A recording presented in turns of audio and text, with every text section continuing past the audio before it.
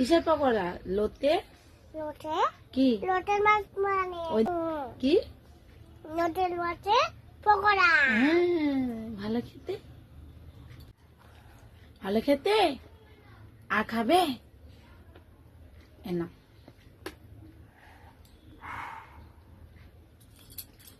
কেমন লাগছে? ভালো লাগছে, ভালো দারুণ লাগছে? লাগছে, দারুণ হ্যাঁ, দারুণ দারুণ লাগছে।